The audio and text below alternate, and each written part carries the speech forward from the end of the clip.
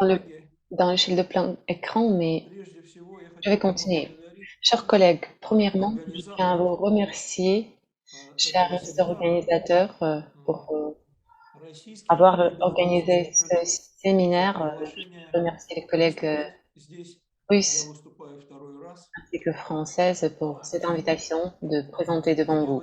C'est ma deuxième fois que je présente un discours ici et aujourd'hui, je voudrais parler de l'influence de la politique monétaire à- au secteur d'investissement et certains secteurs de l'industrie russe. Pendant quelques années précédentes, euh, on a assisté en Russie à une discussion portant sur l'utilisation des instruments monétaires pour stimuler le développement de l'économie. La Banque centrale russe a défini l'objectif pour l'inflation. Le but et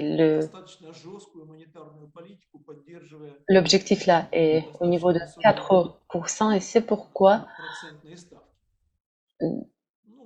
la Banque centrale utilise certains mécanismes pour stabiliser euh, cette ce paramètre.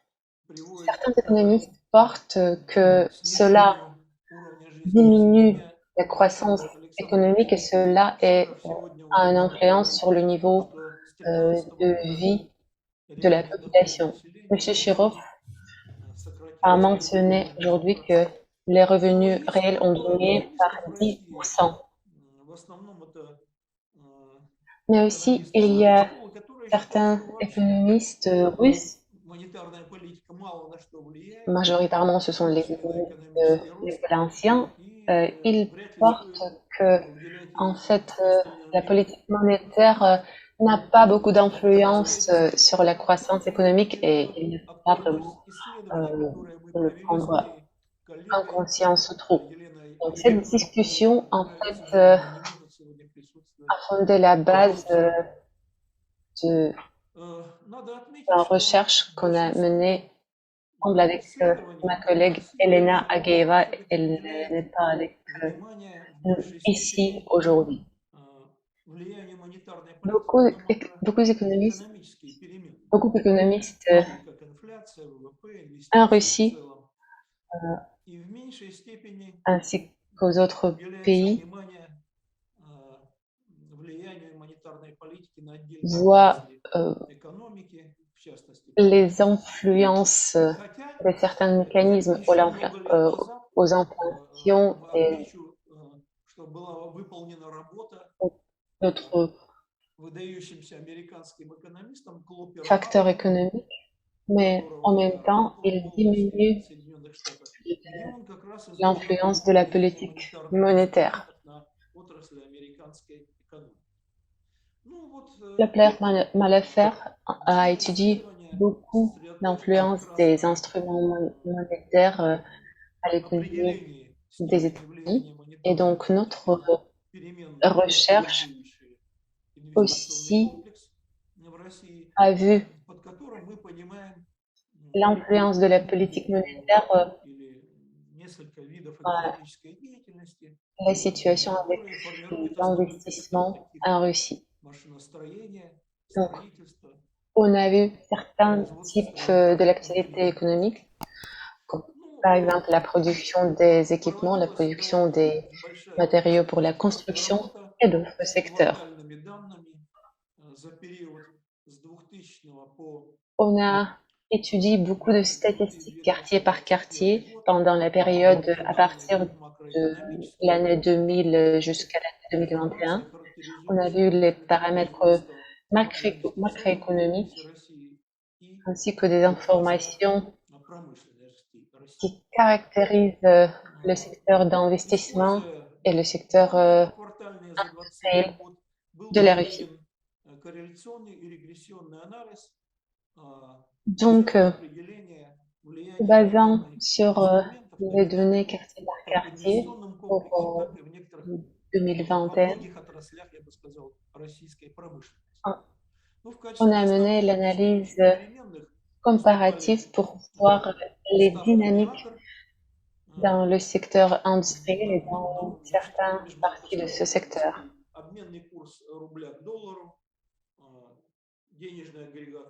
On a vu le taux de MIACRE, le taux d'échange rouble-dollar, Да-да-да. l'agrégateur monétaire M2. Est-ce que vous voyez la page suivante? Oui, c'est bon. Alors c'est page 5. Donc, on sait que ces données macroéconomiques ne sont pas stationnaires. On a aussi utilisé la courbe de Fuller.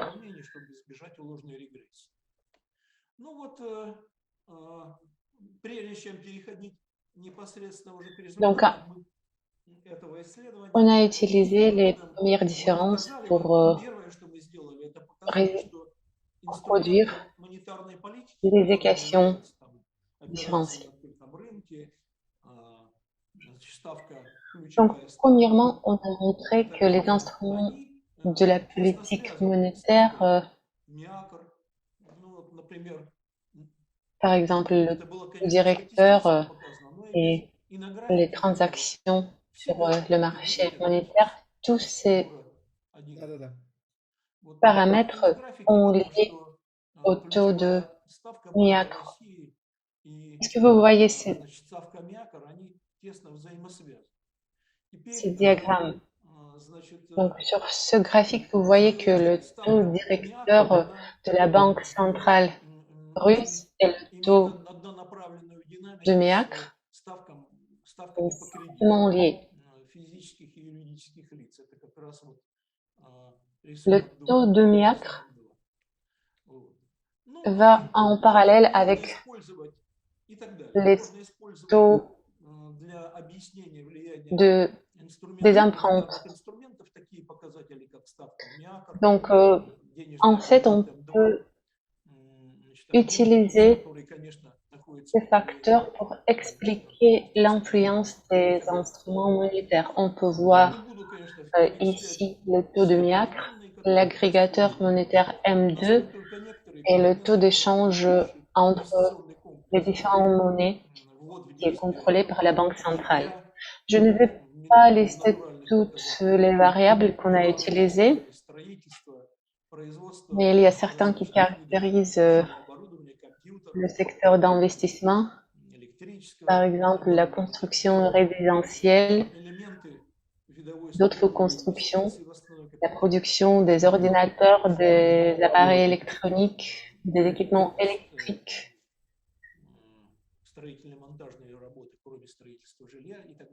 Et donc, on voit que tous ces types d'activités ont également l'influence. Puis, on a vu des variables liées aux différents types de l'activité industrielle, comme la métallurgie, la production des machines.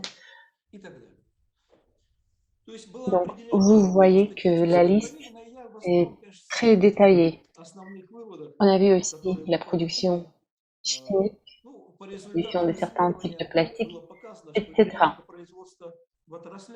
Donc, maintenant, je voudrais présenter les conclusions, les conclusions principales. Donc, on voit que la production des secteurs principaux dans le secteur industriel de la Russie, cette production est fortement influencée par les instruments monétaires. Bien sûr que d'autres facteurs aussi ont un impact sur ce secteur industriel, mais les instruments monétaires et les variables qui sont liées aux instruments monétaires sont statistiquement si importants pour ces secteurs. On a aussi produit des estimations qualitatives et quantitatives. En fait, les résultats n'étaient pas très surprenants, mais en fait, ici, ce qui est nouveau, on a obtenu les certains paramètres quantitatifs pour ces secteurs. Puis, on a mené une analyse comparative pour voir l'impact de la politique monétaire. Et là, on a vu que l'influence peut varier d'un secteur à l'autre.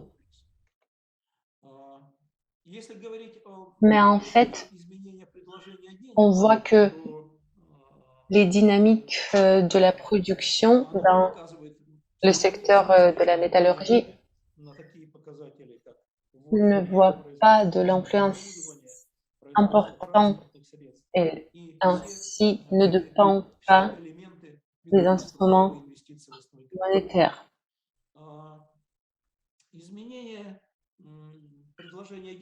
On voit aussi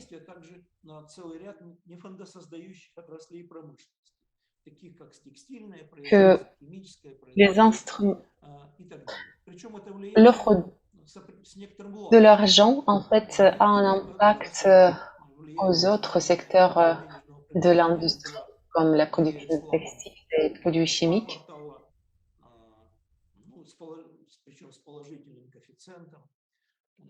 Et également, on voit que deux fois, cette influence peut varier et le délai de cette influence peut être différent d'un secteur à l'autre. Le taux d'échange entre les monnaies aussi a une influence, a un impact à la construction résidentielle, la production des ordinateurs, des équipements électroniques, etc. On voit qu'il y a une corrélation positive entre le taux d'échange et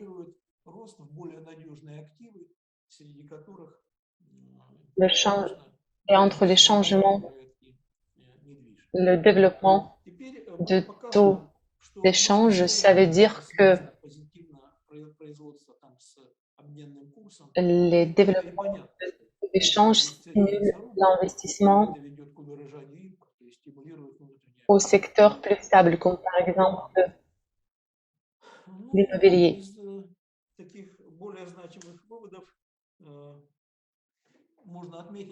Aussi, on voit l'influence à l'industrie de la part de changements d'importation. Le taux d'échange aussi a un impact positif à l'industrie énergétique et l'extraction des fluides et des produits pétroliers. En ce qui concerne l'industrie de raffinement, là, le délai est 3 à 4 quartiers. Et finalement, le taux de méacre a un impact à la production, à la construction résidentielle, produits bruts, à la production des machines. On voit que le changement et le développement de ces variables peut avoir un impact négatif et est lié aux circonstances observées sur le marché monétaire. Aussi, on a vu que le taux de méacre a un impact sur l'industrie de la production de la nourriture et aux autres secteurs. Généralement, l'analyse a montré que, en fait, les instruments monétaires ont un impact statistiquement important sur les différents secteurs industriels. Et bien sûr, il faut prendre en compte l'influence potentielle quand les décisions sont prises, notamment par la Banque centrale de la Russie. On a montré statistiquement une influence importante de la politique monétaire à la croissance économique sur le macro, sur le niveau de macroéconomie et aussi euh, dans le secteur particulier de l'économie. Je vous remercie.